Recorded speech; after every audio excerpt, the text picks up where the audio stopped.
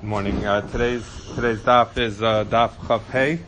I hope we put out the recording yesterday for the Chav Dalet until the Mishnah. Okay, so we're going to pick up at the Mishnah on Chav Dalet Amud Beis. So we've been talking about in the Mishnah a number of times. We've been talking about putting out a judge or a witness, and we say that you can. There's a machlokas whether you can knock one out or only if you prove that they are a karov or they're puzzle, that they're a relative of one of the litigants, or that they're somehow otherwise puzzle. And in this mission, we're going to talk about who are the people who are puzzle for edus. These are the ones who are puzzle are not eligible to be witnesses. Hamasachik bekovia, someone who plays with dice, and that means a gambler. V'amalva beribis, someone who lends money in ribis. Umafriche yonim, we'll translate it for right now as pigeon racers, although we'll get into more detail in the Gemara as to exactly what's the nature of these things. V'sochare shvias, and people who, in violation of the rules of Shemitah, sell fruits during the Shemitah year. All of these things are in Isser, and Rashi explains although this is mostly relates to the gambler and the one who lends with interest and the one who is mafriche yona, that it's an element of gezel, of theft. Torah Amra, and the Torah says al tashes rasha aid v'kol shekain dayan. So he says that you can't, if someone is a rasha, does averos, then they can't be a witness, and for sure they can't be a dayan. So we're going to analyze each of these cases in the Mishnah to understand in what way is this an element of gezel, of theft. And Rashi says with sochrei shvias, this is interesting. Rashi explains that the one who sells fruits of shvias, afterwards Rashi says hoyol v'chimud mamon mavira divrei Torah, since the love of money causes him to be over on Divrei Torah. Havele karasha de chamas, he's like a rasha who profits, who pasol ladon ulahayed, and he can't testify, he can't judge or testify shenota achrei habatza, because he'll be likely to follow after a bribe. So the idea is that if someone likes money so much that they're willing to violate the rules of the Torah, then they're probably not a good witness or a judge because they are susceptible to bribery. All right, so we have these cases. Amar Rabbi Shimon says, "Betchila hayakarno so osfei shvius." They initially used to call these people the ones who gather in shvius. Misharabu ha'anasin, when the ones who force people, who are ma'anis people, multiplied. Chazru lekrosan sochare shvius. They would call them instead people who would do business or merchants in shvius. We're going to address that when the Gemara gets to it, not today. Rabbi Yehuda, Emasai, when does this apply that a masachik bekuvia, a gambler, is not permitted to be a witness or a judge? Bisman she'ein lehem umnes elahu, when they have no profession, no job other than that, meaning they're a professional gambler. Avol yeshlan umnes shalohu, if they have a job that's not this one, meaning they have another job, then ksheir in their kasher. We're going to discuss exactly whether Rabbi Yehuda is arguing with whether the Tanakama agrees with Rabbi Yehuda or Rabbi Yehuda is creating a distinction that the Tanakama disagrees with. We'll address that in the Gemara. So that's the Mishnah. I'm sorry. By the way, today's Daf Yomi was sponsored by Gabi Cohen in memory of his grandmother Chaya Bas Chaim Lev Halevi. Our limud haTorah should be a schus for Aliyah for her neshama. Thank you very much, Gabi. Sorry for the delay in announcing that. Okay, the Gemara says, Chav Dalet Amud Beis, Mesachik bekuvya my kavid. Why is the guy who's a dice player who plays with dice? Why is he pasal edus? What's he doing that's wrong? So Machlokas Amar Rami Bar Chama. Rami Bar Chama says Mishum dahave asmachta ve'asmachta lo kanya. This is considered asmachta, and when we're dealing with an asmachta, that's not a valid kinyan. So what are we talking about here?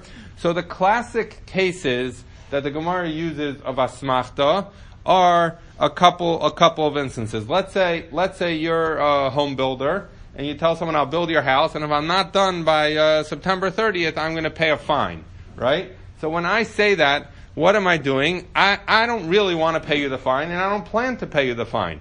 I'm just telling it to you so that you'll be comfortable that I'm going to finish on time, or but I don't really want to pay you, and I don't really want to commit to paying you. So therefore, when I do it, I'm somech, so asmachta, I'm somech that I'm not going to have to pay it. That's the only reason I'm saying it. So therefore, I'm not really committing to it. Another case would be that the Mishnah discusses, let's say I owe someone $1,000, and I don't have the full $1,000 to give him back, so I give him back $500. So now the question is, what do you do with the note? Because he's not going to give me back the note because I still owe him $500. On the other hand, if he holds a note that says $1,000, so then he can come collect $1,000 from me, but I've already paid $500. So we've encountered this many times. So what you could do is you give the note to a third party that everyone trusts, and the third party knows that you still owe $500, and etc. What happens if the guy tells him, you know what, I'm giving you $500 today, and I'm going to pay you the rest in a month from now. If I don't pay it to you in a month from now, I'm going to tell this third guy that he could give the note back to the lender. Then the lender is going to be able to come and collect $1,000 from me wrongfully, but he can do it. So that's a case of asmachta. Those are the classic cases of asmachta, where I say something, I commit to something, but I don't really plan to do it. So how does that apply to gambling? The idea is as follows: that when someone goes to gamble, in their mind, even though they know that they can lose money, in their mind, the only reason they're doing it is because they hope that they can make money, right? And at the end of the day, he thinks he's going to make money. And so therefore, when he enters into this transaction, and if he loses and he has to pay, he didn't really want to pay, he didn't plan to pay, and so at some level, he's committed to a transaction that he is not wholehearted in handing over the money, and therefore, someone who accepts that money from him, the person on the other side of the bet, is taking money from him that he doesn't want to give him, and therefore that's an element of gezela, of stealing. So that's how Rami Bar Chama understands it. Rav Sheshes says, Kol ki agavna lav asmachtahi. That is not an asmachta. Asmachta would be, and I've learned that we always run out of time, so I'm going to say there's a lot of very interesting things here. If we get to it at the end, we'll get to it.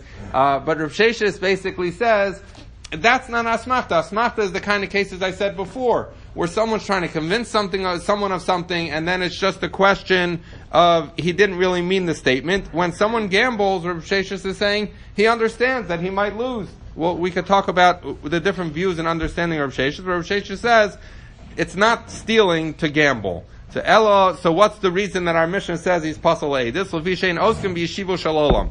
Because someone who's a gambler is a useless person. He's not a productive member of society, and therefore we say that someone who is like that is not going to be valid as a witness. And the way the Rishonim generally understand this is because he doesn't have a real job, and he doesn't understand the back and forth of business and responsibility and money. And if this is his only job, all his money comes from something that's a little bit on the shady side, he's not going to have the sensitivity to money that others ordinarily we can expect. Again, a lot of different ways of explaining exactly why what it means that he's not osik b'yeshiva shalolam. But in any event, those are the two views as to why a mesachik b'kuvya, a gambler, is not believed as a witness. My beinayu, what's the difference between them? The Achronim discussed there are many, many differences between them, but in any event, we'll say ikar beinayu the gomer umnusa achriti. So the difference would be what happens if he's a gambler, but he also has another job. In other words, so gambling is a side gig for him. So then, therefore, if you understand that gambling is usher because it's gezel, who cares whether you do it full-time or part-time? But if he has a real job and he has the responsibility that we talked about that one gains from being gainfully employed and a productive member of society, so then he should be believed because he has that sensitivity. The fact that he also gambles on the side, who cares? So that would be a major difference between whether you understand Rami Bar Chama that it's gezel, or you understand Rav Sheshes that it's a question of whether he's a productive member of society. Okay. Reb Yehuda. Okay. So now the Gemara asks a question. It says Desnan. Because, and we see this, a raya that it has to do with the latter point of Rav Sheshes, that it's productive member of society. How do you see? You see it in our Mishnah, because Rav Yehuda said, Emasai. When does this apply that a gambler is not believed as a witness? Bisman she'ein lehem umnis elohu, when he doesn't have a job except this one. Aval yesh lehem umnis shalohu, if he has a different job, kisherim, right? So what do you see? You see from the Mishnah that since Rav Yehuda says that the clarification of someone who is a gambler who's not permitted is someone who doesn't have another job. That seems to imply, like Rav Sheshes, that the issue with the gambler is that he's not a productive member of society. If he has a job, then he is a productive member of society. So you see that from our Mishnah, from the end of our Mishnah, that should be like Rav Sheshes. You see that the underlying logic of our Mishnah must be because he's not a productive member of society. So that's a raya to Rav Sheshes. If it's a raya to Rav Sheshes, then kasha l'Rami Bar Chama. It's a kasha on Rami Bar Chama. If you hold that it's theft, who cares if it's a part-time role or a full-time role for him? He's a thief. So the Gemara says, V'chitema, and if you're going to tell me, maybe you'll try and answer me and say, Pligi Rabbanan Aleid Reb Yehuda, that you can say, fine, you're right. What did you quote me to prove that the issue is Yeshua Shalom? You quoted me the end of the Mishnah where Rabbi Yehuda makes that distinction. So maybe I'll tell you that the Tanakama argues on Rabbi Yehuda, and therefore the Tanakama holds it doesn't matter whether he's full or part-time gambler, he's a thief. And right, so therefore, Rami Bar Chama can just say, I agree with the Tanakama. You're saying like Rabbi Yehuda. So the Gemara says, but you can't say that. V'ham Rabbi Yeshua ben Levi said elsewhere, Kol makom she'amar Rabbi Yehuda emasai ubameh eno elo lefaresh. So, Divrei Chacham, these are the words of Chacham. So he says, the Chacham say as follows, that whenever Rabbi Yehuda uses the words in a Mishnah, emasai, when does this apply? Or bameh, we often say bameh dvar marmurim. In what case are these things said? So the Chachamim say, when Rabbi Yehuda says that, what he's doing is he's not coming to argue on the earlier part of the Mishnah, he's coming to clarify it. So therefore, in our Mishnah, let's see, that's what the Chachamim say. Rabbi Yochanan says, Emosai lefaresh, and when Rabbi Yehuda says, Emosai, when does this apply? He's coming to explain, meaning he's agreeing with the Tanakama. Ubameh, when he said, Bameh dvar mamurim, when were these words said? Lechalak, then he's coming to argue. So what do you see? You see whether according to the Chachamim who say both Emosai and Bameh are an explanation, or Rabbi Yochanan who says Emosai is an explanation, Bameh is an argument, everyone agrees, everyone agrees that when Rabbi Yehuda says Emosai, when does this apply? He's simply coming to explain, not to argue. So therefore, in our Mishnah, we say Masachik Bekuvya is Aser, is Pasul as an aid, and then Rabbi Yehuda says Emosai, when does this apply? So we just learned that he's coming to explain the Tanakama, not argue with the Tanakama. So we were saying maybe Rami Bar Chama could say, you who say it's Yeshuva Shalom, that's only like Rabbi Yehuda. I hold like the Tanakama who would say it's Gezel. But you can't say that because the Tanakama and Rabbi Yehuda agree, because Rabbi Yehuda uses the language of Emosai. So the Gemara says, Gavra Karamis, you're asking me, the fact that Rabbi Yeshua ben Levi says this rule of what Rabbi Yehuda means, doesn't mean that Rabbi Bar Chama has to agree with it. Mar Savar Pligi or Mar Savar Lo Pligi. That, therefore, we're going to say as follows, that Rami Bar Chama will understand the Mishnah that the Tanakama says it doesn't matter whether it's a full or part-time vocation, it's theft. And Rabbi Yehuda says no, it's only if because it's Yeshuva Shalom, it's only if it's his full-time application. Whereas Rabbi Yeshua ben Levi holds that they don't argue, and therefore he would understand that the reason underlying our Mishnah would have to be Yeshuva Shalom and not an issue of theft. Now the Gemara asks, V'hatanya, is it true that they don't argue? In other words, we just finished saying, according to Rabbi Yeshua ben Levi, that anytime it says the word Emosai, it means that the Tanakama and Rabbi Yehuda are not arguing. V'hatanya, we learned in a Brisa, Ben sheyesh lo umnish shalohu, whether he has a job besides this one of gambling, Ben she'ein lo umnish elohu, or gambling is the only job, whether it's full or part-time, hareza puzzle. You see that he says this is puzzle. Now this is a problem. Because according to the way, if we're understanding that the Tanakama and Rabbi Yehuda don't argue, so if you understand that they argue, the Tanakama holds that in all cases he's puzzled because he's a thief. And the Rabbi Yehuda holds it's a difference. So then the Brisa works with the Tanakama, because the Tanakama says it doesn't matter whether he is productively employed or not. he's a thief. But if you say that they agree, then who does this brisa go like? The brisa doesn't work. So it would seem that in fact the Tanakam and Rabbi Yehuda do argue. The Gemara says no. Hahi Rabbi Yehuda mishum Rabbi Tarfon. He's saying the brisa einachinami. According to Rabbi Shua ben Levi, he'll say that the Tanakam and Rabbi Yehuda agree with each other, and therefore they say it has to do with yeshiva shalom, and there is a distinction whether it's full or part time. So who's the person who says then, who would not be reflected in our Mishnah, who says that no matter what, it's an asmachta and it's gezel, and therefore you can't do it? That would be Rabbi Yehuda in the name of Rabbi Tarfon. What do we know about Rabbi Yehuda mishum Rabbi Tarfon? The Sanya, because we learned in the Brayso, Rabbi Yehuda Omer mishum Rabbi Tarfon la'olam echad mehen ein echad mehen nazir l'fi shelo nitna l'zirus elo lahafla. So he says as follows, that neither of them is a nazir because nazirus wasn't given elo lahafla. What is this talking about? So we dealt with this case a while back in nazir. So you had two guys sitting around, and they see a third guy approaching. One guy says, that guy's a nazir. And the other guy says, no, he's not a nazir. He says, if he's not a nazir, the guy who thinks he's a nazir says, if he's not a nazir, I'll become a nazir. And the other guy says, if he is a nazir, I'll become a nazir. So basically, one or the other of them is wrong. The guy approaching them is either a nazir or not a nazir. So you would think that one of them, when they figure out the guy coming, is he a nazir or not a nazir, one of them should now be a nazir. So Rabbi Yehuda says in the name of Rabbi Tarfon, neither of them are nazir. Why? Because nazirus, you learn from the Torah, has to be bahafla. It says ki yafli ish neder, and the word hafla seems to mean that it needs to be clear and concrete. So when either of them took on nazirus, it was dependent on a condition that they could not control, and therefore that's not considered a valid condition, and neither of them are nazir. So how does that apply here? Because similarly, when someone is gambling, they are making a transaction dependent on something that's outside of their control. And if it's outside of their control, they're not really committing to do it. So just like you're not really committing in a case of nazirus, that you're not committing either in a case of gambling, and therefore if you're not fully committing, it's an issue of asmachta and an issue of theft. Why do we compare, how do we just compare nazirus and general matters? Tosas discusses that. Others, I doubt we'll have time for that today. Okay. Malve beribis. So in our Mishnah, we said aside from gamblers, another category of people who are pasal leidus are people who lend money with interest.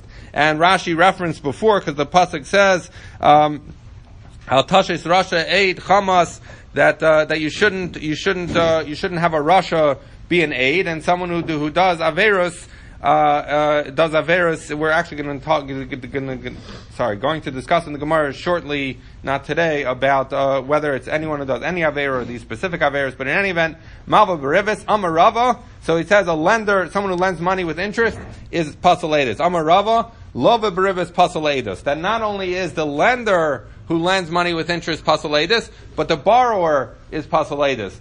Machlokes Rishonim, is this midrabanan or midaraisa that the borrower would be also further machlokes in the Rishonim, depending on a different machlokes of Abaye Rava as to whether, what about the other people, the Eidim, the Sofer, that's a question as to whether they're also pasaleidus. But in any event, Rava says, not only is the lender pasaleidus, but also the borrower. The Gemara asks, V'ha'anan tanan, malva beribis. We learned in our Mishnah, someone who lends money with ribis, with interest. So that seems to apply that someone who only borrows is not pasaleidus. So the Gemara says, no. Understand that our Mishnah is saying malva beribis means milva haba beribis. If there is a loan that happens with ribis, then all of the parties to it are pasaleidus. So it's not just the lender, but also the borrower. Bar benitos ashidu be tresadi. So this is not directly related to what we said before, but it's talking about disqualifying someone for lending with interest. Bar benitos, that there were two people that testified about him, that he was a lender of money with interest. Chad amar kamedi di ozif biribusa. One said, I saw him do a transaction with someone where he collected interest. That was one witness. V'chad amar, and the other person says, lididi osvi biribusa. So, and the second guy came along and said, I know that Bar Benitos is a lender of interest. How do I know? Because at a different time he lent me money with interest. Right? So this is a borrower, not in this transaction. He's saying, in another instance, I know he's an interest lender because he lent me money with interest. Pasle Rava le Bar Benitos. So Rava said, fine, I now have two witnesses that says Bar Benitus is a lender of money with interest, and therefore he's Pasal Eidos. So the Gemara asks, Rava who Damar Lova Beribas Pasal Eidos, Vahavale Rasha. Rava is the one who just said to us that a borrower, someone who borrows money with interest, is Pasal Eidos, and he's a Rasha. Vatorah Amr, and the Torah says, Al Tashes Rasha Eid Chamas, and the Torah says that you can't have a Rasha be an aid. So what's the problem? Is that Rava trusted this guy to say Bar Benitus was a lender of money with interest, but he said that he himself, how did he know that? Because he himself borrowed money with interest. And Rava is the one who told us that someone who borrows money with interest is Pasal Eidos. So how could Rava accept his Eidos about Bar Benitus? Because within his Eidos, he disqualified himself from being an aid. So the Gemara says, Rava L'Tamei, Rava goes according to his reason, which is in a number of places, but we encountered it at the beginning of this Masechta on Daf Tes, where we said, Rava Adam Karav Eitzel Atzmo, Ve'en Adam Mesim Atzmo Rasha. That a person is a relative to himself. So we know someone can't testify about a relative. Who's a greater relative of me than me? So I'm a relative, and therefore, I'm not believed, I'm a Karav, and therefore I'm not believed to testify about myself. So if I say that I did an Isser, that I borrowed money with interest, I'm not believed for that purpose. Now, where is the next stage of that? What we discussed in Daf Tes is the idea of Palginon Dibure, that we divide his words. Even though he stated one thing, he said, Bar Benitus, lent me money with interest, so we don't believe him about incriminating himself because Adam Karav Eitzel Atzmo, but we do believe him about Bar Benitus. Why? Because since he didn't disqualify himself, because we don't believe him about himself, so we're basically taking one statement and in a kind of inconsistent way, we're dividing it where we don't believe him about himself, but therefore it makes him kosher to testify on Bar Benitus. That was what we encountered with Rava, and that's the explanation about how Rava was able to passel Bar Benitus on the basis of testimony of someone who self-incriminated. Okay, another case. Hahuta bacha deshtachik tenafka trefusa mituse yade. Unfortunately, we've had cases like this a number of years ago, but they found out a certain butcher was selling treif meat. It was cheaper to buy treif meat, so he was selling treif meat. Pasler Rav Nachman va'avrei. So what do you see? That Rav Nachman passled him for edus, and he removed him from his position. It used to be the shochet, or the butcher, was an appointed position. Like there's a moel, and there's a rabbi, there was a shochet. So that Rav Nachman removed him from his position, but you also see that he passled him for edus. So you see another instance in which you passel someone for edus or doing something wrong. In any event, Azal he went, Rabbi Mazye v'tufrei. Rashi says that he let his hair grow long and his fingernails grow long, which Rashi said was part of his process of Higdil Sarah v'tziparnav l'navel atzmo, to make himself disgusting, lasos tshuva. Basically, it was part of his process of tshuva. He took upon himself. He grew his nails long and his hair long, etc. Savra Rav Nachman lachshure. So Rav Nachman was saying, okay, it looks like the guy did tshuva. Let's take him back and let him be the butcher. Amrle Rava said to him, Dilma Rume Kamaarim, that maybe he's just tricking us. Maybe he made it look like he's doing tshuva, but how do we know he really did tshuva? So then what can he do to restore his status as a butcher? Kid Rav Idi Bar Avin, the Rav Idi Bar Avin, it's like Rav Idi Bar Avin who says, HaChoshed ala treifus, someone who is suspected on treifus, ein lo takana, he has no remedy, ad sheyelech l'makom she'en makirno, so until he goes to a place where they don't recognize him, v'yachzar aveda b'davar chashuv, o sheyotzi treifa mitachas yada b'davar chashuv mishalo. He says as follows, that he goes to a faraway place. Why? Rashi says, because if he does it in his town, maybe he's just trying to trick people. But if he goes to a town where no one knows him, and yet when something comes to his hand, an aveda comes to his hand, a lost object, meaning someone else's money, and he gives it back to them, or he ends up with a piece of meat of his own that belongs to him and it's treif, and we find out that without making a big deal about it, he threw it in the garbage. So what do we see? We see that in the second case, we see that he's moved away from being willing to eat or feed people treifus. In the first case, we see that he's sensitive to other people's money, and that he's not such a lover of money. In other words, that we said that before, Rashi explained that someone who loves money is the reason we don't accept him as an aid. But here we see that he's gotten past his love of money because he was willing to return an aveda to someone else, and that's what he can do to fix things. Okay, so now we said we've addressed the gamblers and people who lend money with interest. Now we have mafriche yonim, which are people who raise pigeons, or that's one of the views. My mafriche yonim, hacha targuma, here in Bava we explained it, itikadme yonech liyon. If your pigeon is going to get there before mine, then I'll pay you. Rashi says, I'll pay you kach v'kach. I'll pay you so much money. So what is that? That's basically racing. You go to the horse races, you go to the pigeon races. That's how you used to. That's how it was. Rabbi Chama bar Oshia says, Ara. What is that? Ara is that they used to have a mechanism that someone would put out a pigeon who would attract other pigeons to come there. So basically what would happen, they would actually tie the pigeon down. The pigeon would, though, fly up on the rope a little bit and make noise, and that noise would bring other pigeons from neighboring fields. Now, this is not real gezel, because as Rashi points out, the halacha is that if wild birds come into my, birdhouse, I don't own them, they just came there, they could leave. So therefore, if I put up a pigeon that's going to attract them, that's not gezel deraisa, but Mipnei Shalom, the Rabbanan said you shouldn't do it. So he's saying if this guy goes ahead and does that, even though it's only Mishum Darkei Shalom that it's Aser, we don't want him to be an aid because he's not sensitive to other people's money. So one says it's pigeon racing, the other says it's where you're drawing other people's pigeons to come to you. Manda Amar itikadme yonech liyon, the one who says it's pigeon racing, my time alo Amar Ara. Why did he not want to say that it's where you attract other pigeons? Amar Lecha Ara Mipnei Darkei Shalom ba'alma. As I said, that's not a real Isser, it's not real Gezela. Technically speaking, Minatori allowed to do it, and the Chachamim were just Misakin it, so for something that the Chachamim were Misakin, we're not going to make him Pasal Eidos. So he says, okay, and the one who says that the Mafriche Yonim are the ones who attract other pigeons, why wouldn't he say that it was pigeon racing?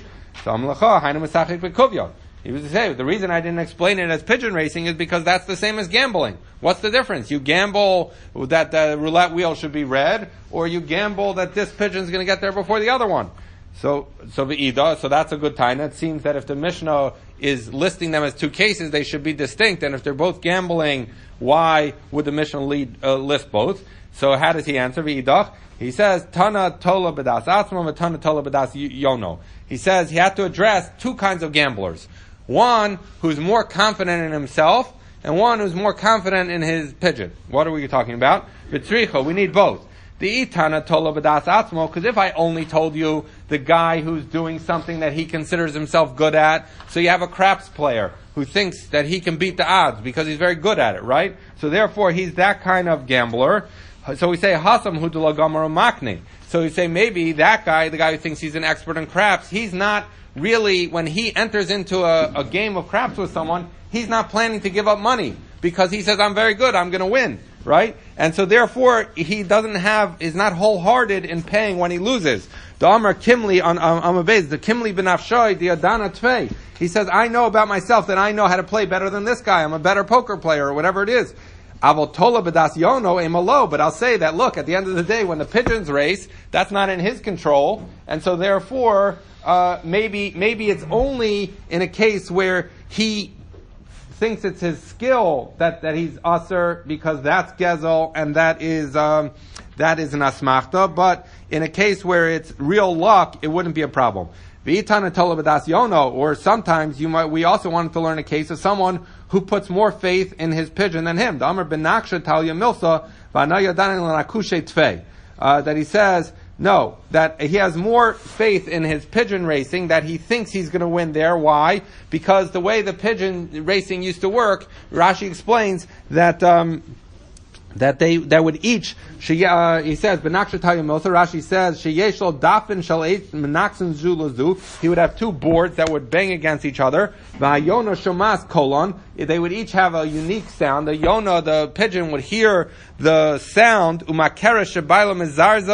and he'll recognize that sound is his owner telling him to hurry up, the pigeon, and he'll go faster. I've actually seen videos of this where they have this sport where all the people stand on the side and yell at their animals or make other noises, and that's how the animals race.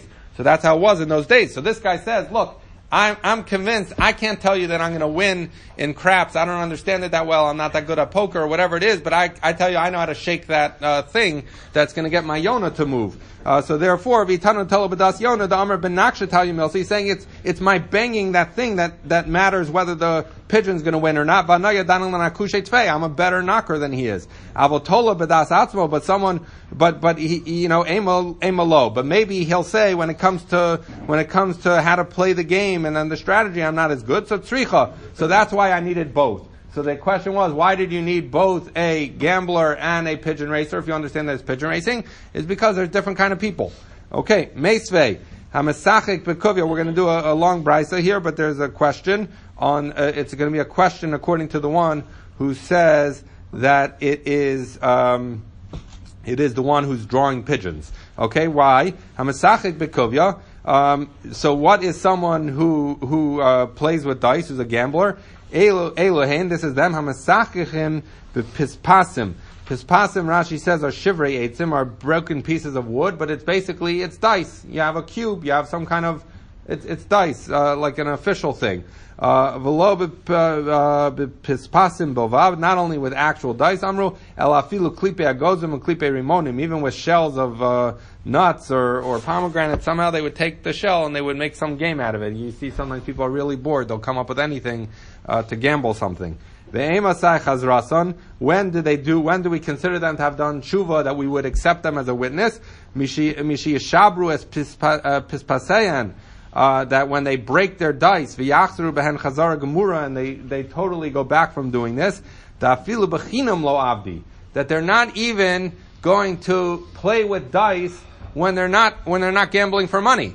Now, it's not usher to play dice games if you're not gambling for money, but the point is, when someone's doing tshuva, and you want to know, did he do tshuva, is he that careful that he doesn't even do it when it's not for money? And the Gemara is giving you an idea that when someone's doing tshuva as a strategy, you have to stay far, far away from what you were doing. Even in instances where it's permitted, he shouldn't get in that business because he's going to lead himself back into doing it be'isser. So that's what it takes to do tshuva from being a gambler. Malva beribis, who's the one who lends money with interest, who's pasal leidus? Echad malva ve'echad alova, like Rava said before, whether he's the lender or he's the borrower. Ve'emasai chazarasan. How do we know that they've done tshuva? Mishiyikaru eshtareyem. When they rip up the shtar. Now remember, this is still an outstanding loan. So he rips up the shtar. Now, A, he doesn't have proof. B, it becomes like a verbal loan, which we know cannot collect from Mechasim Meshubadin. So it's a big deal to rip up the shtar, but at the end of the day, he has a shtar that has ribbis in it. So if he rips it up, Yachzer ben Chazar Gemura, and he does real tshuva, afilu lenachri lo mozfe, and he doesn't even lend money to a guy, or borrow money with interest from a guy, meaning he wants to stay so far away from interest that he has nothing to do with it anymore. At that point, we'll consider him to have done valid tshuva. Okay? Umafriche yonim. So we talked about people who are, we were discussing whether they're pigeon racers or the people who put up the pigeon to attract other pigeons. Elu shemamrin es hayonim. These are the people that are mamrim es hayonim. So Rashi explains that margizim osan zel hilachim. So now we have it's a little bit different than pigeon racing. This is cockfighting, dog fighting, whatever it is. They would take animals and they would bet on which animal is going to beat the other animal. So it's still a form of gambling. Not only did they say this about pigeons, that they're doing cockfighting, even a behema chay an oaf. And this is going to be the source of the Gemara's question, but we're still going to finish the brisa. What's the tshuva that these mafriche yonim do? Mishishabru es pigmeim, when they break their pigmeim. Rashi says pigmeim elu dafin shemzarzim. These are those boards that they used to shake to get the pigeons to move quickly. V'yasru behen chazar gemura, and they do a full chazar. Dafilu b'midbar nami lo avdi. That even in the desert they don't do this. Meaning what? That they don't do the they don't try and attract other pigeons, even in the desert. In the desert, it's not such a problem, because where did Chazal say you shouldn't attract pigeons is where you're attracting pigeons from your neighbors. But if you're in the midbar, you're attracting truly wild pigeons. You say he doesn't do even that. Now Rashi says, how does that help? That helps according to the one who says that they were attracting pigeons. But what about according to the one who says that they're pigeon racers, that they're gamblers? So Rashi points out, so obviously that would be the same as the first case. In order to do tshuva, he would have to stop doing it, and he would have to not even bet or do pigeon racing, not for money. Okay, so that's the tshuva that a mafriche yonim do. Socharei shvius, people who do business with shemitah fruits, elu shenosen menosnin beperos shvius. These are people who do business with the peros of shvius. Ve'emasai chazaratzon, how do they do tshuva? Mishedagia shvius acheres, when it comes, I don't know if it literally means you have to wait for the next Shemitah, or it means the next opportunity where he has fruits of Shemitah, v'yibadlu, and he doesn't do it. It's not enough to just say, I'm no longer going to sell my perish shvius, ela chazaras mammon. He has to actually return the money. How does he do that? Ketzad? Amar ani ploni bar ploni, kinasti masayim zuz beperish shvius v'harei nesunim b'matan alaniim. So he says, in order for him to do tshuva, he has to get up there and say, I, so-and-so, the son of so-and-so, took in 200 zuz worth of peiros during Shemitah, which I was not supposed to do, and I'm giving them to aniyim, to poor people, as my form of tshuva. Okay, so that's the brisa. In any event, we walked through all four, we gave examples of them, and we said how to do tshuva. But, katani mias, we learned at least, behema. So when we were talking about mafriche yonim, we said that these are people who are cockfighters, and not only by pigeons, but even behema chai va'ov. Now the Gemara says as follows: Bishlam alamanda amar itag deme yonach liyon. According to the one who says it's pigeon racing, my pigeon is faster than yours. Hainu demishkachas la behema. So then that's not a problem, because people do racing with things other than pigeons. They race with horses, they race with greyhounds. There's all kinds of racing with animals. But according to the one who says that the mafriche yonim are people who attract other pigeons, behemo bas hachihu. Behemo bas hachihu is an animal capable of doing that. And Rashi explains, because if you send an animal out to attract other animals, the chayas are going to attack that animal. So that's not a good way of attracting other animals. So the Gemara says, no, it can be with an animal. Bishar habar, we're talking about a wild shar, and this wild shar, though, if you raise it in your home, you can get it to go out, and it will in fact attract other things, but the chayas aren't going to attack it because it's a wild shar, it's not a regular shar.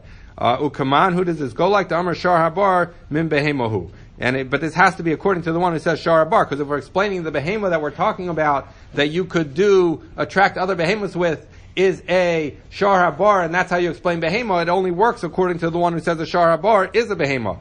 Disnan, because we learned in a Mishnah in Klayim shar habar min behemahu, that a shar habar is a kind of behema. Rabbi Yossi argues and says Omer min chaya, it's a min chaya. But in any event, according to the one who says a shar habar is a behema, that is the way you could explain how a behema could be is not only a racing behema, but it could also be a behema that you send out to attract other animals, which would be theft mishum dakei shalom.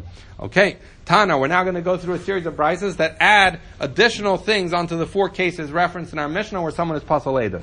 Hosifu aleyan hagazlanim v'achamsanim. So they also said that a thief, a gazlan, a chamsan is someone who pays money for something, but he forces the guy to sell it to him. So I go to Moshe, I take his watch, I give him $100, but he didn't want to sell it to me. That's a chamsan. So both of those are pasal edus. The Gemara says, Gazlan, you're telling me that a Gazlan is pasal edus, that they added that later? Gazlanim deraisahu. That's Minatorah. It says, Eid Chamas, that you can't have it.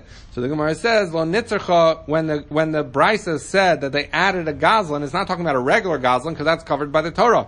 Elo Matthias Cher Shart V'Katan.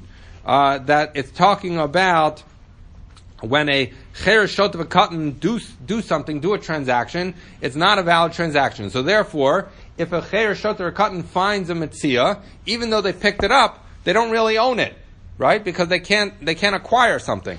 So I go along, I see a cheresh picked it up, I go grab it out of his hands. Technically speaking, I've not done something asur, Chazal said you shouldn't do it, I guess partially because it's not nice, but Chazal said because Rashi pointed out you're going to cause fights. That the father or the neighbor is going to be angry at you and they're going to come get in a fight with you. So therefore Chazal said you shouldn't do it. So someone who does do that and violates Chazal's edict about not doing that, it would also be pasul le'edus. Meikar savar nisha. So why did they only add it later? Meikar savar, in the beginning they thought that it's not common that it happens, and therefore they didn't need to make Gzeira. Inami, or they didn't need to make him pasul le'edus. Inami mipnei darkei shalom ba'alma, or it just wanted to prove, in other words, the Chazal decided that if someone is violating, initially they thought if they're just violating our darkei shalom edicts, then that's not a problem, and we're not going to make him pasul le'edus. But then they decided that they should. Given the Chazal, the self mamono hu de kashakli paslinu rabbanon. So that since though Chazal looked and realized, the nature of this transaction is they're taking money from him, and that shows he's not sensitive to other people's money, and therefore he would not be a good witness, and so they pasuled this kind of ganef who takes things away from a chirshot v'katan.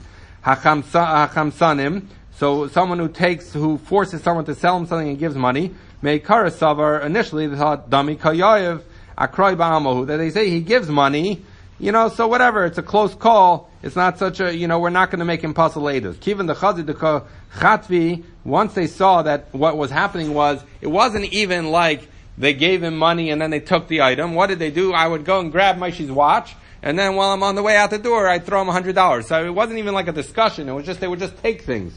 So then Chazal said, Gadruhu Rabbanan. So then Chazal saw that the behavior of people changed according to some Rishonim. He saw the behavior change, so therefore they added this to the category of people who are pasul le'edus. Tana od hasifu alem haroin hagaboyim v'amuchsin. So they added another few categories of people. Roim are shepherds. The concern by a shepherd is that shepherds let their flocks eat in other people's fields, like you had with Lot and Avram. And therefore, they're thieves in a sense, and you would not want to trust them to be witnesses or judges. Gabayin and Muchsin are both tax collectors. The difference between a Gabai and a Moches, according to many of the poskim, is, the machlok is about the difference, but you could think of it that one is the employee of a king, and the other is the agent of the king. How did this work? If I'm an employee of the king, I get a salary, and I have to go collect taxes for the king. If I'm the agent of the king, what would happen is someone would be, I'm the whatever region, this is my region, I would make a big payment to the king, and then I have authority from the king to go collect a little bit more than that from all of the people. That's how it works. So those people also, they said they're not valid witnesses or judges.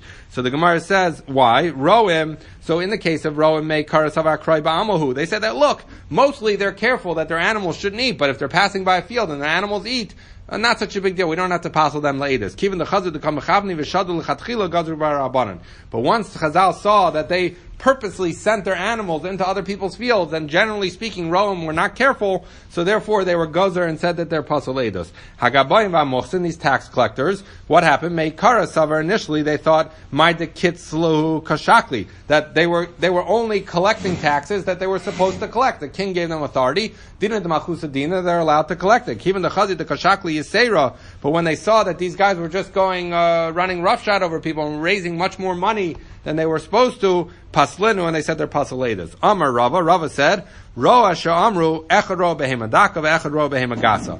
Rava points out, when we say that we don't trust a shepherd to be a witness or a judge, it doesn't matter whether he's a shepherd of little animals like sheep or goats, or whether he's a shepherd of big animals like cows or horses. So that's what Rava says. Umiyama Rava Hachi, did Rava say that? Rava himself said, Roa behemadaka be'eretz Yisrael psulin b'chutz la'aretz ksherin. That someone who is a roa of behemadakas, like sheep or goats, in Eretz Yisrael, they're pasul le'edus. In chutz la'aretz, they're kosher. Why in Eretz Yisrael special? Because they wanted to have a higher standard mitnei darkei shalom in Eretz Yisrael. But in any event, but he says roa behemagasa, but a roa, and therefore they didn't want roim who in Eretz Yisrael who would let their animals eat other people's things. Roa behemagasa filu b'Eretz Yisrael ksherim, but someone who's a roa of big animals of cows, even in Eretz Yisrael they're kosher. So what do you see? You see that people who keep cows are careful that their cows don't eat other people's grass. So how could Rava say that even a cow person is pasul le'edus if cow people from, you see, Rava's other statement that cow people don't let their cows eat in other people's fields. So he say, Hahu b'megadlim itmar. No, he's saying, when did Rava say there's a distinction between little animals and big animals? Is if you're growing them in your pen, right? So if you're growing them in your pen, little animals can sometimes get out and eat other people's things. So they didn't want them to raise them in Eretz Yisrael.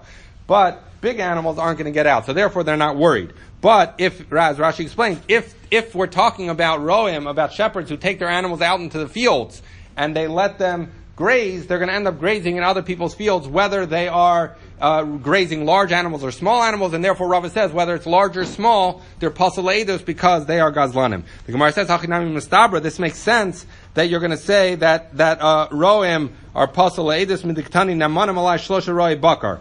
So he says, you see this idea that Roy Bakar should not be believed, because when we had the Mishnah before, if you remember, he says, Neman alai Abba, Neman alai Avicha. If a person says, I'm willing to have my father or your father as a judge, that we allow them, we believe him. Why do we believe? Or it says, if he says, I want Shlosha Roy Bakar, 3 Roim. So the question is, it's only because he consents to have them. Right? So it must be that why, and then the way they're understanding the Mishnah is that the Shlosha Roy Bakar, they're not valid for Eidos. So it's only because you accepted them as Eidim. But otherwise, they would be pasul. So you see that there's an idea that you should pasul Roim from being Eidim. So the Gemara says, my lav la Eidos. Aren't we talking about Eidos? And this would be a proof that Roy Bakar should not be Eidim. The Gemara says, Lola Dina. When we said that Shlosha Roy Bakar, we weren't saying that they're pasul la Eidos, which would be a raya for this point, that they should be pasul eidos. We were saying that someone can accept upon him to have 3 Roy Bakar as judges. Dekanami, the Ketani, this makes sense, the Ketani, because we learned Shlosha Roy Bakar. It says 3 Roy Bakar, 3 shepherds. V'ila eidos, if we're talking about eidos, Shlosha Lamali. Why do I need 3? Eidim is enough with 2. From the fact that it says 3, it shows that it must be that Mishnah was dealing not with saying Roy Bakar should be invalid as witnesses, but that they should be, that someone could choose to accept upon themselves them as judges. So you're going to say, Elamai Ladina, you're going to tell me that what the Mishnah was coming to tell me is that I could, if I accept them, they could be judges, but otherwise they can't be judges. Ma'ir Yishlosha Roy Bakar. If you're talking about judges, why are you telling me shepherds? Kobe Talasa de Lagamri Dina Nami. So he says, anytime you have 3 people who aren't educated, why does it have to be a roa? It makes more sense if you say a roa because they let their animals steal. But if you're telling me it's just because they're ignorant, so anyone who's ignorant.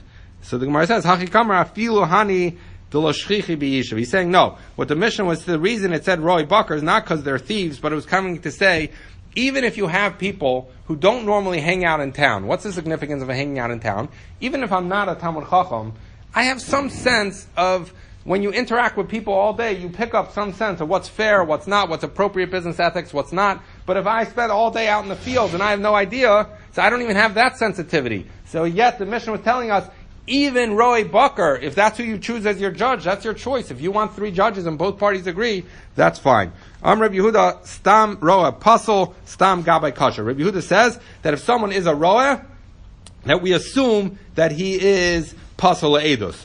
But if he's a tax collector, then we assume that he's kasher le'edus. Very quickly, Abu Reb Zera, Avid Gabiyusa Tzleis Ashnin. The father of Zera was a tax collector for 13 years. Kavi Asi Reish Nara Lamaso, when the head of the river, meaning the guy in the head of the region, would come to the neighborhood. So what would happen? Kiave Chazi Rabbanan. So Reb Zera's father, when he would see the Rabbanan, Amrle, he would tell them the pasuk from Yeshaya. He'd say, Lech Ami Baba Chadarecha. He would say, go my nation, come into your rooms.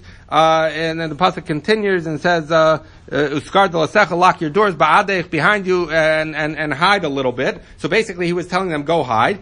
That was what he told the Rabbanim. He gave them a pasuk in Yeshaya. Kiave Chazi Inshi Damasa, when he would see the regular people from town, not the Rabbanim, Amar Reish Nara Asalamasa, the head guy is coming to town, Va'idna Nachis Abba Lefum Bra Lefum Abba, that the father, Rashi says, Yishchat es Abba Lefnei Ben, that they're going to shech the father in front of the son, or sons in front of the father, which was another way of saying, Rashi says, Klamar Yigba Mehem Mammon, that he's coming to get money from you. So he would tell the Rabbanim, a pasuk, go hide. He would tell the people, the big guy is coming and he's going to take your money. And what would happen? Mignazu kuliyama, everyone will go hide.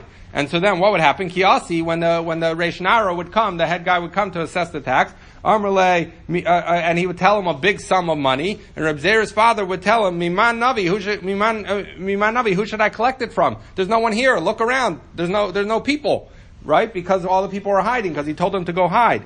So you see that he was a righteous tax collector, and therefore, when we say a tax collector should not be assumed to be a thief, you see the father of Reb Zera was a righteous tax collector. He tried to prevent the people from getting taxed too much. Kinicha nafshe, when Reb Zera's father died, and he was on his deathbed, take the 13 ma'os that are tied up in a handkerchief, give it back to so-and-so, the shakaltinu minei, because I collected the tax from him below its tzirichuli, I didn't end up needing that tax, so therefore I have to give it back to him. So you see how honest Reb Zera's father was as a tax collector, that he was going to return money that no one would have known that he didn't end up using the 13 things. So you see that you should not assume that a tax collector is a thief.